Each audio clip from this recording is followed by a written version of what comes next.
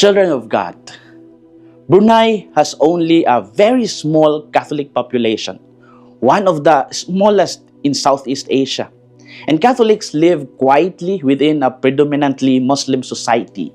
Yet even with such a small community, Brunei's history remembers and honors someone often referred to as its most famous Catholic.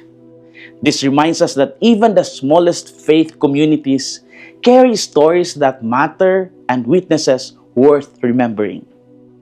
Credited as Brunei's most popular Catholic is Cardinal Cornelius Sim, the first and only cardinal from Brunei. His grandparents were the first Catholics in their village.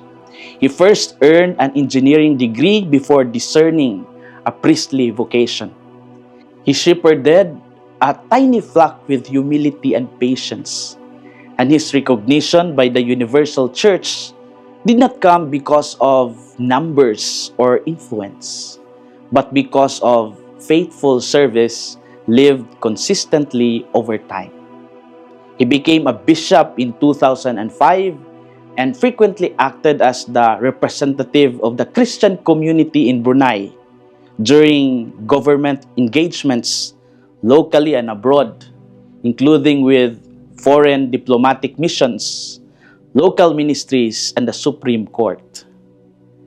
The gospel story of Jesus calling his disciples is very popular. Jesus appointed 12 whom he named apostles. From this small group would come a mission that would reach the ends of the earth. What then are our inspirations for today as we listen to this moment of calling and choosing? First, calling begins with being with Jesus before doing anything for him.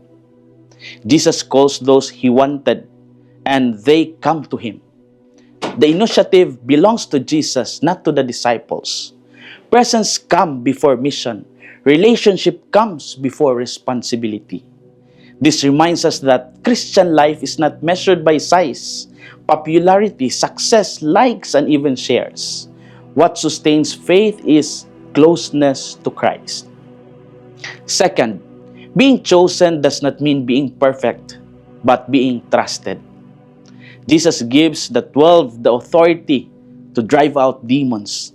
This authority is given to ordinary people with weaknesses and limitations. The list of names includes diverse personalities and even Judas Iscariot who would betray him.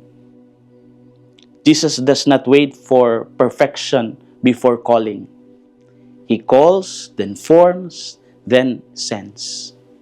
This invites us to look differently at ourselves and others.